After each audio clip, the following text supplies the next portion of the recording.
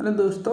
तो आज हम इलेक्ट्रिक ड्राइव कंटिन्यू करेंगे। तो हम आज इसके कंप्लीट आज नहीं करेंगे एक वीडियो में, क्योंकि अगर वीडियो में कंप्लीट करें तो वीडियो बहुत लंबी हो जाएगी। तो हम इसे स्टेप बाय स्टेप आपको मैं इस टॉपिक को 2-3 वीडियो में आपको प्रोवाइड करूँगा। पहला हमारा टॉपिक है ट्रेंड्स ऑफ डीसी मोटर। अब पहले क्या होता था कि हमारे पास ना थायरिस्टर फैमिली नहीं थी। अब थायरिस्टर फैमिली ना होने के कारण क्या है कि इंडक्शन मोटर यानी जो एसी मोटर होता है उसका कंट्रोल इतना इजी नहीं था, लॉसेज ज़्यादा थे, कंट्रोल इजी नहीं था। तो वहाँ पे उस समय हम डीसी मोटर का ज़्यादा यूज करते थे।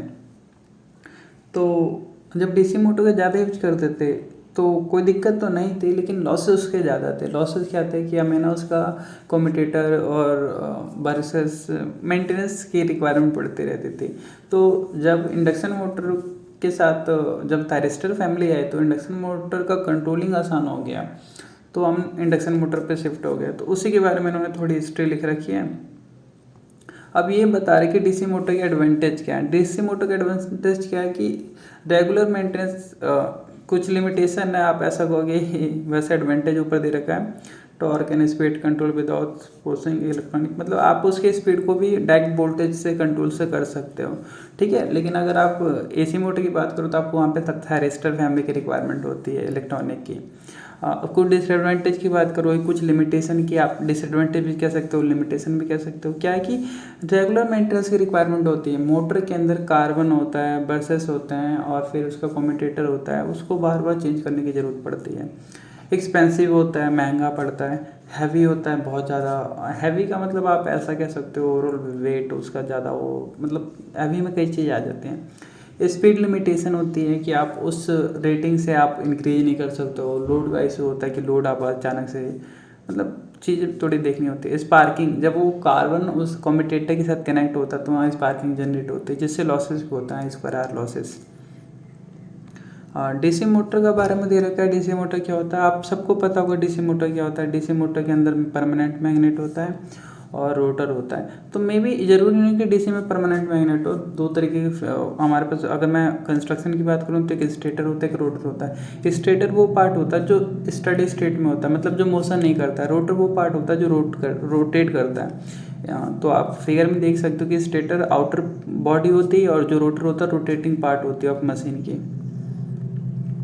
टू पोल, जिसके अंदर दो पोल होते हैं। यहाँ पे आपको देखिए 2 पोल से कम की कोई मोटर नहीं होती, ठीक है, क्योंकि parallel number of parallel path देखा जाता है। तो यहाँ पे देखिए एक पोल ये रहा, एक पोल ये रहा, तो 2 पोल हो गए। तो यही बता रहा हूँ 2 पोल की मोटर है। ये कंस्ट्रक्शन के अंदर तो इतना हमें कुछ देखना नहीं है। आर्मेचर रिएक्शन, जब मेन फील्ड आपने देखा होगा यहाँ पे 2 तरीके के ना, देखिए यहाँ पे क्या है कि 2 तरीके की हमारे पास क्या होती हैं, फील्ड होती है। एक होती है आर्मेचर फील्ड, एक होती है मेन फील्ड। या मैं कहूँ कि यहाँ पे 2 तरह की फील्ड होती है, एक रोटर फील्ड होती है, एक स्टेटर फील्ड होती है। तो जब दोनों फील्ड आपस में रिएक्ट करते हैं ना तो उसे आर्मेचर रिएक्शन कहते हैं। सिंपल शब्द है, कोई उतना वो नहीं, क्योंकि ये ओनली इंट्रोडक्शन चल रहा है, इसलिए आपको ये सब देखने को मिल रहा है।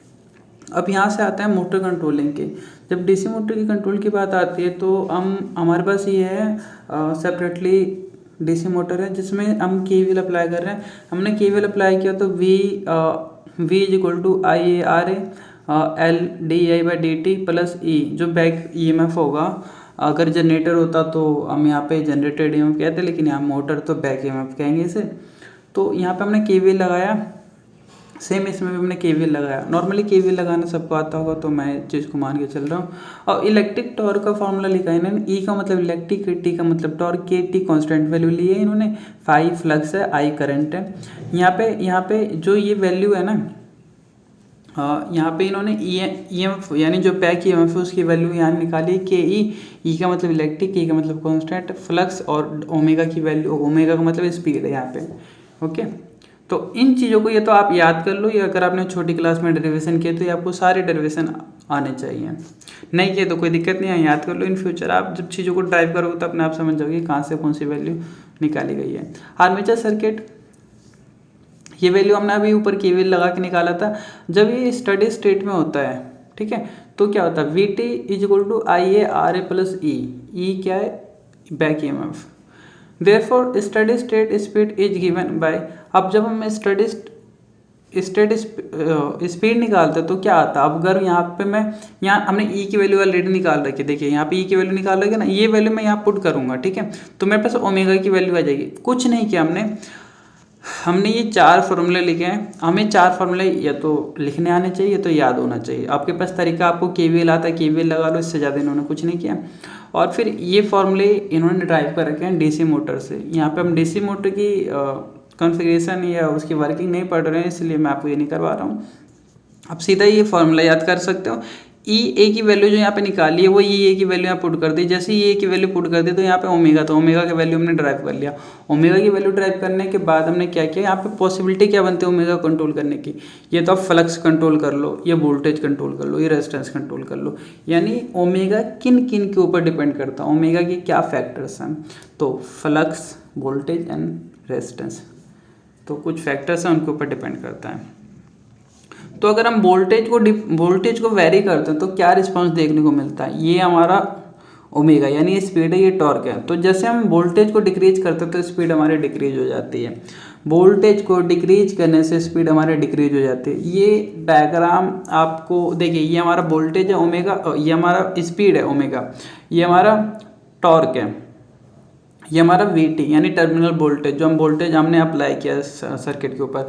अब जब हम वोल्टेज को रिड्यूस करेंगे तो स्पीड हमारी डाउन हो जाएगी। ये आपको देख लो तिरछी लाइन, तिरछी का मतलब क्या है कि वोल्टेज डाउन होते होते हमारा स्पीड भी डाउन जा रहा है, ये इस चीज़ को बता रहा है। ऐसे ही ये भी सेम इन्होंने उतार दिया है, थोड़ी मिस प्रिंटिंग है। अब जब कांस्टेंट टॉर्क होगा वेरी वीटी, और जब टॉर्क कांस्टेंट, जो लोड है वो कांस्टेंट है, एल का मतलब जो लोड टॉर्क है वो कांस्टेंट है, यानी जो आपके पास टॉर्क की रिक्वायरमेंट है वो कांस्टेंट है, उसमें भी आपकी स्पीड वेरी करेगी। देखिए ये लाइन तिरछी, जब ये सीधी हो जाएगी ना तो कांस्टेंट आपकी वैल्यू मिलेगी, लेकिन ये वेरी कर रही है, इसका मतलब क्या, स्पीड के साथ ही आपको इसमें इसके स्पीड में वेरिएशन मिलेगा आपको। जब आपको कांस्टेंट टी एल, ये भी वही चीज़ है। इसमें क्या कर रखा है इन लोगों ने कि जब हम अगर हम स्पीड को देखिए, यहाँ पे इनके बीच का रिलेशन देखिए, यहाँ पे ओमेगा और टी के बीच में था, लेकिन इसके बीच इसके बीच में बना है वोल्टेज और स्पीड के बीच में। देखिए वोल्टेज को हम एक रेटेड वोल्टेज से आगे नहीं बढ़ा सकते। ऐसा नहीं कि मान लीजिए कि आपकी मोटर की फॉर एग्जांपल डीसी मोटर के लेते हैं कि 5 वोल्ट पर ऑपरेट होता है और आपने उसमें 20 वोल्ट दे दिया, आप ऐसा नहीं कर सकते। अगर आप वोल्टेज बढ़ा दोगे तो फ्लक्स बढ़ जाएगा, जिससे कि जो लॉसेस होंगे वो बहुत ज़्यादा बढ़ जाएंगे। तो आप वोल्टेज को एक रेटेड वोल्टेज तक ही बढ़ा सकते हो, इसलिए लाइन तिरछी गई, उसके बाद ये कॉन्स्टेंट हो गई, क्योंकि आप इससे ज़्यादा इस पर इनपुट वोल्टेज नहीं दे सकते हो, ये कुछ लिमिटेशन होती हैं। हाँ, उसके बाद इंट्रोडक्शंस में क्या है कि जब इसमें देखते हैं रेजिस्टेंस कंट्रोल मेथड में, अगर आप रेजिस्टेंस की वैल्यू इंक्रीज करते हो, यानी रेजिस्टेंस आप क्या कर रहे हो, इंक्रीज कर रहे हो, तो आपकी स्पीड डिक्रीज हो जाएगी। रेजिस्टेंस इंक्रीज करने से स्पीड डिक्रीज हो जाएगी।